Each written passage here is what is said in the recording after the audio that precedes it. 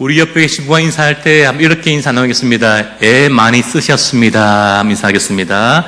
애 많이 쓰셨습니다. 수고하셨습니다. 예, 우리 한 번 더 인사하겠습니다. 누군가의 기도 응답이 됩시다. 한번 인사하실까요? 누군가의 기도 응답이 됩시다. 아멘. 오늘 생수통 주셨네요. 강사 느낌 나고 참 좋은 것 같습니다. 느낌 하니까 참 좋은 것 같습니다. 중고등부 예배 때에 저기 뒷자리에 앉아서 한 번씩 아이들의 모습을 지켜보곤 합니다. 재밌기도 하고요. 즐겁기도 합니다. 학신가를 부를 때 아이들이 박수 치는 모습을 제가 유심히 보게 되었습니다. 보아라 벌럭이는 주님의 큰 기뻐 할 때 아이들이 박수를 치면서 하거든요. 어떤 친구들은요 평범하게 그냥 이렇게 손뼉을 칩니다. 또 어떤 친구들은요 위아래로 이건 안 된다 위아래로 이렇게 치는 친구가 있고요. 또 어떤 친구들은요 아래로 그냥 아래 밑으로 이렇게 겸손하게 아주 겸손하게 아래로 안 보이게 이렇게 치는 거 있고요. 또 어떤 친구들은요 군대도 안 다녔는데 여학생들이 막 이렇게 막 치는 애들이 가끔 있고, 한 명은 지난번에 졸업을 한 친구입니다. 여학생이었습니다. 여러분, 이 박수 치는 모습이 다 다른 걸 제가 보게 되었습니다. 이제 우리는 다 다른 것입니다. 그런데 하나님은요 우리 모두에게 하나님 크신 꿈을 주시고 그 꿈을 이루어 가시도록 우리 한 사람 한 사람을 단련시켜 나가십니다. 저도 여러분도 우리 모두 예외가 아닌 것입니다. 오늘 본문의 말씀 통하여 우리는 하나님이 어떻게 엘리야를 단련시켜 나가는지, 연단시켜 나가는지를 우리가 보게 될 것입니다. 하나님은 엘리야를 그리시네가에 3년 동안 집어넣으시고 까마귀가 주는 그 음식을 먹으면서 살도록 하셨습니다. 그 연단의 과정을 통한 이 엘리야는요 순종을 배우게 되고 은혜를 의지하는 것을 보게 되었고 기도하게 되었고 그 믿음을 연단받는 시간을 그가 가지게 된 것이죠. 하나님은 이 훈련의 시간이 마칠 점에 엘리야를 또 다른 새로운 단련의 장소를 이동시키십니다. 그곳의 이름이 뭔지 아세요? 바로 사르밧이라는 헬스장이었습니다. 성경을 보면요 어떤 인물이 활동했던 그 시기가 장소가 기록되어 있음을 우리가 발견하게 됩니다. 거기에 하나님의 의도가 담겨있기 때문입니다. 사르밧의 이름의 뜻은요 도관이 영광하는 의미가 담겨있다라고 합니다. 여러분, 도관에는요 뜨거운 불에 들어간 이 토기를요 멋지고 아름답게 만들어서 멋진 도자기로 만들어지는 것을 우리가 보게 됩니다. 용광에 들어간 그 쇠붙이가 녹아서요 장인이 원하는 아름답고 가치 있는 도구가 아니라 작품이 되어서 나옵니다. 하나님은 오늘 엘리야를 사르밧이라는 도가니로 용광로로 보내시고 그를 집어넣으셔서 뜨거운 맛을 보여주시고 거칠게 그를 다듬으셔서 그의 성품과 인격을 다듬어 가시고 하나님을 닮은 사람으로 오늘 만들어가고 계십니다. 사르밧에서 그동안 받은 훈련과 또 다른 훈련, 연단의 과정을 받게 될 것입니다. 오늘 하나님은 그를 어떻게 단련시켜 나가십니까? 그 첫 번째는요, 순종이 그의 습관이 되고 믿음이 그의 체질이 되게 만들어 주셨습니다. 신학에서 3년 지난 엘리야에게 하나님의 말씀이 임합니다. 우리 17장 8절 말씀 다 함께 읽어보겠습니다. 여호와의 말씀이 엘리야에게 임하여 이르시되. 그런데 그 말씀이요 엘리야가 생각지도 못했던 뜻밖의 말씀이었습니다. 바로 9절인데요 함께 읽겠습니다. 너는 일어나 시돈에 속한 사르밧으로 가서 내게 음식을 주게 하였느니라. 아멘. 아마 엘리야는요 이 말씀을 듣고 왜 하필 딴 데도 많은데 왜 하필 시도니아라고 그렇게 아마 생각했을지도 모르겠습니다. 왜냐하면 이곳이 이 바알의 우상의 본산지였기 때문입니다. 여러분, 악하고 나쁘고 고약한 왕이었던 이 아합 왕의 아내였던 이세벨의 고향이 바로 시돈이었기 때문이죠. 열왕기상 16장 31절입니다. 느밧의 아들 여로보암의 죄를 따라 행하는 것을 오히려 가볍게 여기며 시돈 사람의 왕 엣바알의 땅 이세벨을 아내로 삼고 가서 바알을 섬겨 예배하고라라고 말씀합니다. 여러분, 이세벨의 아버지가 엣바알이었습니다. 오늘 엘리야를 하필 그의 고향 앞으로 가게 하십니다. 고향 앞으로 가라고 말씀하시죠.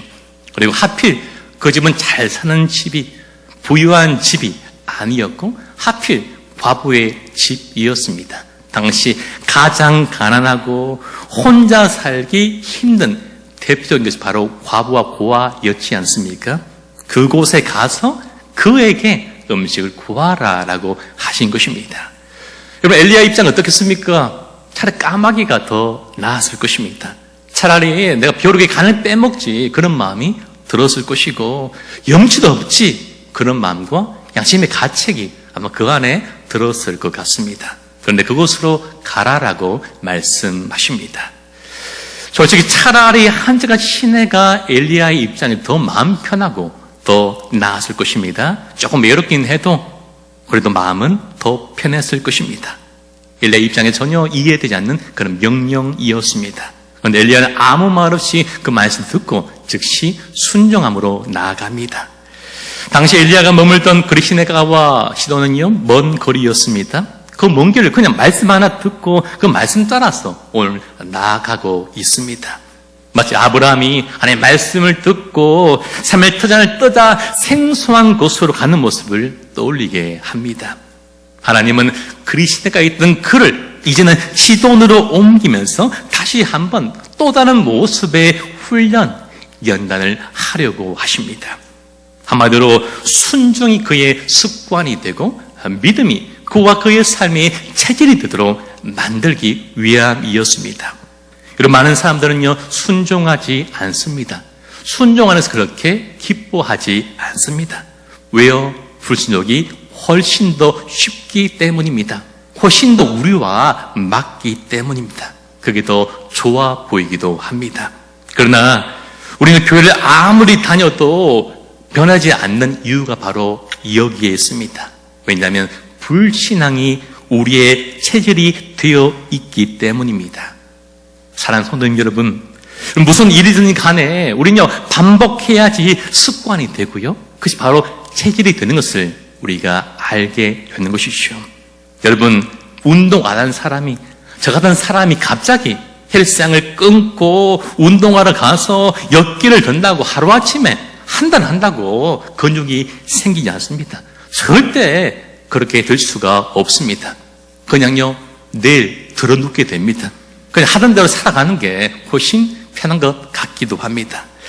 우리 찬양팀을 보면요, 참 찬양 인도도 잘하시고 찬양도 잘하시고 악기도 잘 연주하고 우리 중고등부도 만만치 않고 너무너무 참 잘합니다. 그렇죠? 악기도 참 잘 다루십니다. 신디, 기타, 드럼 다 잘하십니다. 예전에 그런 모습을 보러서 예전에 있던 교회에 있을 때에 이 플룻 옆으로 부는 있지 않습니까? 세부치가 제가 배운 적이 있습니다. 근데 얼마나 멋집니까? 플룻이 딱 부는 모습 보니까 너무 멋져가지고 또 여자분 남자가 부니까 너무 멋지다. 그렇게 되고 싶어서 그렇게 배운 적이 있습니다. 근데 지금요, 한 개도 못합니다. 하다가 때려치웠습니다. 힘들어가지고 안 되겠다, 내 길이 아니다 싶어가지고 한 달 하다가 때려치웠습니다. 여러분, 하루아침에 되는 것이 결코 아닙니다. 꾸준히 연습하고 꾸준히 훈련해야만 할 수 있는 것이고, 그만큼의 시간과 연한의 과정이 필요한 것입니다. 영적인 삶도 마찬가지겠죠. 우리 날마다 하나님의 말씀에 순종하는 삶을 살려면 우리가 영적으로 훈련을 계속해야 합니다. 그때 영적인 체질이 되고 우리의 근육이 되는 것입니다. 하나님은 반복된 순종을 통하여서 그렇게 오늘 엘리야를 그리고 우리를 하나님 사람으로 만들고 계심을 믿으시길 주님의 이름으로 소망하며 축복합니다. 여러분, 한번 은혜 받았다고 되는 게 아닙니다. 그렇죠? 우리 인격이, 우리의 체질이 반복된 훈련을 통하여 이루어짐을 믿었으면 좋겠습니다. 하나님은 이스라엘 백성들을 지견 광야를 무려 40년 동이나 돌도록 만드셨습니다. 그렇게 뺑뺑이 훈련을 시키셨습니다. 그리고 매일같이 똑같은 음식, 누구 집에는 말을 못하지만 똑같은 음식을 먹이시는 가정도 아마 이 자리에 있는 것 같고, 몇 분은 웃으시고 고개를 숙이시는 분들은 아마 이와 같은 모습, 신화적인 가정이라고 생각되어 오십니다. 그 이유가 무엇입니까? 바로 신명기 8장 2절과 3절 말씀인데요, 진짜인지 함께 읽어보겠습니다. 시작. 내 하나님 여호와께서 이는 너를 낮추시며 너를 시험하사 내 마음이 어떠한지 그 명령을 지키는지 지키지 않는지 알려 하심이라. 너를 낮추시며 너를 줄이게 하시며 또 너로 알지 못하며 내 조상들도 알지 못하던 만나를 내게 먹이신 것은 하나님이 떡으로만 사는 것이 아니요 여호와의 입에서 나오는 모든 말씀으로 사는 줄을 내가 알게 하려 하심이니라. 아멘. 여러분, 하나님은요 당신의 백성들을 매일 반복적인 그 훈련과 연단을 통하여서 그들의 체험적으로 경험을 하나님을 알도록 만들으셨습니다. 하나님을 바라볼 때에 그분이 내 삶을 인도하신다는 것을 그들이 직접 경험하도록 하셨고, 하나님 의지하면 그분이 내 인생을 풍성하게 채워주신다는 것을 그들이 깨닫도록 경험하도록 그렇게 연단시키시고 단련시키시며 훈련시켜 나가셨습니다. 하나님은요 내일 먹을 음식, 내일의 몫을 그날 챙기지 못하도록 하셨습니다. 오면 어떻게 됩니까? 다 썩어져서 먹지 못하도록 만드셨습니다. 왜요? 매일의 새로운 은혜를 그날 날마다 구하면서 매 순간마다 하나님을 바라보고 의지하는 사람으로 만들기 위함이었습니다. 그 일을 어떻게 하셨습니까? 날마다 40년 동안이나 그 일들을 이루어 가셨습니다. 사랑하는 성도님 여러분, 신앙에 지름길이 없음을 기억하시길 축복합니다. 그리고 지름길 찾으려고 애쓰지 마십시오. 건강한 몸은요 하루아침에 만들어지는 것이 아닙니다. 아름다운 연주는요 하루아침에 결코 완성되는 것이 아닙니다. 오직 반복된 훈련을 통하여서 이루어지는 것입니다. 우리 믿음도 마찬가지겠죠. 이 매일의 훈련이, 영적인 훈련이 우리 한 사람 한 사람을 강하게 만들고 하나님의 사람을 우리가 기억하면서 살아가기를 소망합니다. 오늘도 하나님이 나와 우리 자녀와 우리 가정에 주신 그 단련과 그 시간을 통하여서 우리의 순종이 습관이 되고 믿음의 체질이 될 수 있는 그 은혜가 임하기를 간절히 소망하며 축복합니다. 오늘 하나님은 어떻게 엘리야를 하나님의 사람으로 준비시켜 나가십니까? 왜 하나님 하필 엘리야를 사르밧으로 보내신 것입니까? 그 두 번째는 누군가의 기도 응답이 되는 삶을 살게 하셨습니다. 누군가의 기도 응답이 되는 삶을 살도록 그를 그곳으로 보내어 주신 것입니다. 엘리야는 하나님의 말씀에 기쁨으로 순종하여 즉시 사르밧으로 나갔습니다. 그리고 그곳에서 한 여인을 발견합니다. 그리고 하나님 말씀하신 사람인지 알기 위해서 한 가지를 요구합니다. 10절 말씀에 그가 일어나 사르밧으로 가서 성문에 이를 때에 한 과부가 그곳에서 나뭇가지를 줍는지라 이에 불러 이르되 청하건대 그릇에 물을 조금 가져다가 내가 마시게 하라라고 말합니다. 물 들어가는 여인에게 엘리야는 이런 부탁을 하죠. 11절에 그가 가지러 갈 때 엘리야가 그를 불러 이르되 청하건대 내 손에 떡 한 조각을 내게로 가져오라라고 염치 없는 눈치 없는 부탁을 그가 합니다. 오늘 엘리야 지금 목도 마르고 배도 엄청 고팠습니다. 허기짐을 달래기 위해 이 여인에게 떡을 구하고 있습니다. 그런 엘리야에게 이 여인은요 아주 충격적인 대답을 합니다. 우리 12절 말씀 함께 읽겠습니다. 그가 이르되 당신의 하나님 여호와께서 살아계심을 두고 맹세하노니 나는 떡이 없고 내가 나뭇가지 뜰을 주어다가 나와 내 아들 위하여 음식을 만들어 먹고 그 외에는 죽으리라. 여러분, 지금 과부의 집에는요 줄 게 아무것도 없었습니다. 동의 가루 한 콩과 병에 기름 조금이 전부였습니다. 그리고 그것을 오늘 먹고 나와 내 아들이 죽을 것이다 라고 그렇게 대답합니다. 사랑하는 성도님 여러분, 오늘 엘리야는요 그 순간 큰 사실을 깨달았습니다. 그게 무엇입니까? 오늘 나를 사르밧으로 보내시고 과부의 집에 보내신 이유는 하나님 나를 살리고 먹이시는 것이 아니라, 나를 위함이 아니라 이 여인을 위해서 나를 보내셨다는 그 사실을 오늘 엘리야가 그 순간 깨닫게 된 것입니다. 어렵고 힘든 이 여인과 그의 아들과 그 가정에 오랜 기도 제목에 기도 응답이 되라고 나를 보내셨구나. 그것을 그가 마침내 깨닫게 된 것입니다. 은혜의 통로가 되어라고 내가 은혜 받을 생각했는데 오늘 말씀 들어보니까 그것이 아니라 나를 누군가의 어떤 가정과 공동체의 은혜의 통로가 되라고 보내심을 그가 깨닫게 되었습니다. 여인을 살리라고, 아들을 살리라고, 가정을 살리라고 하나님 엘리야를 그 먼 곳까지 그를 보내신 것입니다. 이 가정에 까마귀가 되라고 그를 보내심을 그가 깨달았습니다. 그리고 13절과 14절에 우리 마지막에 함께 읽겠습니다. 13절 14절입니다.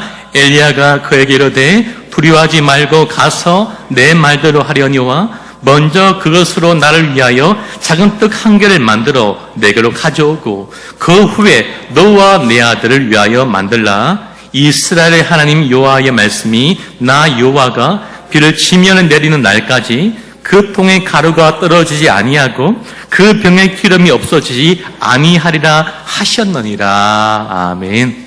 사랑하는 성도님 여러분, 하나님 하신 일에는 결코 우연이 없고 실수가 없음을 믿으시길 주님 이름으로 축복합니다. 엘리야는요, 과부의 집에 나를 보내신 이유는 나를 통하여서 이 가정에 하실 일이 있기 때문에 나를 보내셨구나. 순종할 때 다시 한번 이 가정 가운데 하나님 놀라운 기적을 보겠구나. 그래서 그는 기대하게 되었고 꿈꾸게 되었고 생각하게 되었고 그는 마침내 기도할 수 있게 된 것입니다. 여러분 다시 한번 기억하십시오. 하나님 일에는 결코 우연이 없고 실수도 없습니다. 우리가 만나는 사람, 다니는 학교, 직장 그 모두가 하나님의 섭리와 계획 가운데 있음을 우리는 믿기 때문에 그곳에 나를 보낸 이유는 그곳에서 나를 기다리는 사람이 있음을 우리는 믿어야 합니다. 이 사실을, 그 마음을 우리가 알게 되고 깨닫게 될 때에 우리 진정 하나님의 사명자로 거듭나게 될 것입니다. 우리는 언제나 사람 시냇가에 머물면 안 됩니다. 우리는 사르밧으로 나아가야 합니다. 그리 시냇가에 머무는 은혜만 구하고 받는 삶도 참 중요하지만 그러나 내가 은혜를 경험하고 받고 체험하는 삶을 살았다면 이제는 우리가 사르밧으로 가서 누군가의 은혜의 통로가 되어주고 누군가의 간절한 오랜 기도 제목에 기도 응답이 되는 삶을 우리는 살아가야 합니다. 예전에 사역하던 교회에 표가 있었는데 참 멋져서 지금도 기억하고 있고 그렇게 기도하고 있습니다. 은혜가 임하고 은혜가 머물며 은혜가 흐르는 공동체 교회, 그것이 그 교회의 표였습니다.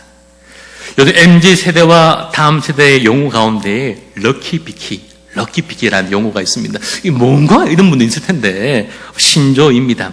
이 말은요, 일상 속에서 예상치 못한 행운을 만났을 때에 럭키피키, 이렇게 젊은 세대들이 이렇게 말한다고 합니다. 중요한 순간들을 기록할 때 사용하기도 하고요, 일상의 소소한 행복을 찾아내는 과정을 가르쳐 우리는 럭키피키라고 그렇게 말합니다. 여러분 언제가 럭키피키 같은 순간입니까? 저는 한 번씩요, 저게 7번 일 내면 새로운 일을 찾아봐야 되는 그런 편지 한 번씩 들리곤 합니다. 그래서 보면 제일 먼저 뭘 보냐 하면요, 1+1이 뭐 있나 하면서 막 찾아봅니다. 불과 눈동자로 확 살펴봅니다. 그러면요, 스프라이트가 1+1, 이 음료수 하나 사면요, 하나 더 줍니다. 콜라도 한 개 더 주고, 막 너무 좋아요. 그러면요, 너무 행복해가지고 꼭 사야 되겠다, 그런 마음을 가지고 음료수만 잔뜩 집으로 구입하는 경우가 있습니다. 마트에 가면요, 라면을 할인할 때가 있습니다. 4,500원짜리를 3,980원 팔고 3,500원짜리를 진라면을요 2,900원 파는 그걸 경험하고, 가끔씩은요 라면을 한 개를 더 끼워주고 10리터 종량제 봉지 담아주는 그런 행운을 경험할 때 럭키픽이 그렇게 외치는 것이다 라는 것입니다. 너무 기분이 좋습니다. 여러분, 오늘 여러분들이요, 다른 여러분들의 이웃과 성도님들과 세력분들과 다음 세대들에게 럭키피키가 되어 주셨으면 좋겠습니다. 단순히 행운이 아니라 은혜라고 외칠 수 있는 그런 은혜의 도구요 통로가 되시기를 주의 이름으로 축복합니다. 우리 모두는요, 은혜를 받았으면 이제는 은혜를 흘려보내는 은혜의 통로가 되는 사명자가 되어야 합니다. 은혜 받을 것만을 생각하지 말고 은혜를 흘려보는 것을 연구하고 생각하고 기도하는 우리가 되었으면 좋겠습니다.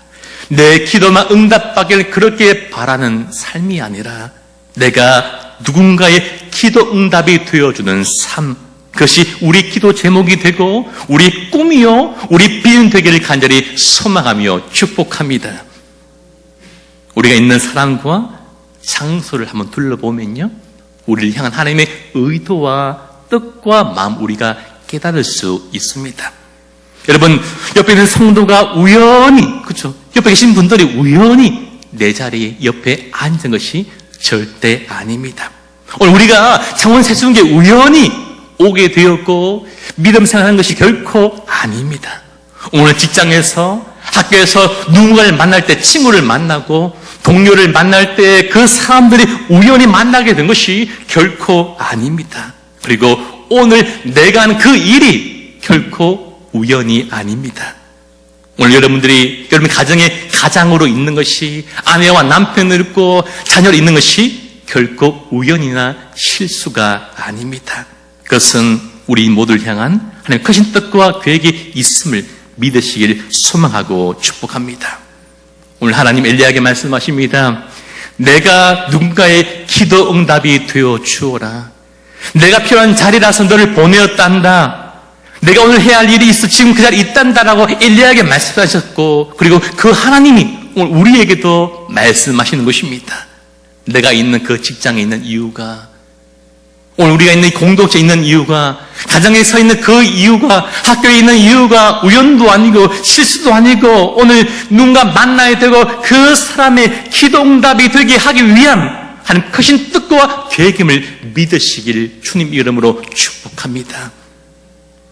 여러분, 이 사실을 우리가 깨달을 때에 가슴이 설레지 않습니까? 가슴이 참 설레이고요, 가슴이 뜨거워지고 기대가 되고 용기가 나는 것을 우리가 발견하고 느끼게 될 것입니다. 그리고요, 우리 기도가 이랬으면 좋겠습니다. 하나님, 제가 누군가의 기도 응답이 되게 하여 주옵소서. 저의 삶이 누군가의 기도 응답이 되게 하여 주옵소서. 일평생 다른 누군가의 기도 응답으로 제가 살게 하시고 저희 자녀가 살게 하시고 저희 가정과 우리 공동체와 우리 창세성교회가 그런 공동체가 되게 하여 주시옵소서. 이 기도 제목이 오늘부터의 우리 모두의 간절한 바람과 꿈과 비전이요 기도 제목 되기를 주의 이름으로 소망하며 간절히 축복합니다. 선하신 하나님, 좋으신 하나님, 그 인도함 믿는 우리에게는 결코 우연도 없고 실수가 없습니다. 다만 하나님의 섭리가 있을 뿐입니다. 하나님의 섭리는 순종한 자에게 이루어지는 하나님 놀라우고 크신 축복인 것입니다. 이 사실을 믿으시길 소망합니다. 말씀을 맺겠습니다. 오늘 나는 왜 여기에 있을까? 나는 왜 이 직장을 다니는 것일까? 왜 창문 세순교에서 믿음 생활을 하는 걸까? 우리 가정에 태어난 이유는 무엇일까? 왜 이 사람을 만나게 되었을까? 왜 난 오늘 창원 땅에 있는 것일까? 난 오늘 어디로 가고 있고 어디로 가야만 하는 것인가? 나를 향한, 나를 부르신 하나님의 뜻과 계획을 우리가 생각하기 시작할 때에 우리는 진정한 하나님의 사명자로 살아가게 될 줄로 믿습니다. 매일 아침마다 날아오는 그 까마귀만을 바라보고 그 은혜만을 보며 사는 것이 아니라 이제 나도 누군가의 까마귀가 되어주는 그런 삶이 되었으면 좋겠습니다. 나의 기도만이 응답되길 바라는 것이 아니라 내가 누군가의 기도 응답이 되는 그러한 삶, 그리고 그러한 기도가 우리의 기도요 우리의 삶이 되기를 간절히 소망하며 축복합니다. 그리하여 하나님의 크시고 거룩하신 그 손에 쓰임받는 저와 우리 모두가 다 될 수 있기를 좋으시고 선하신 주님의 이름으로 간절히 소망하며 축복합니다.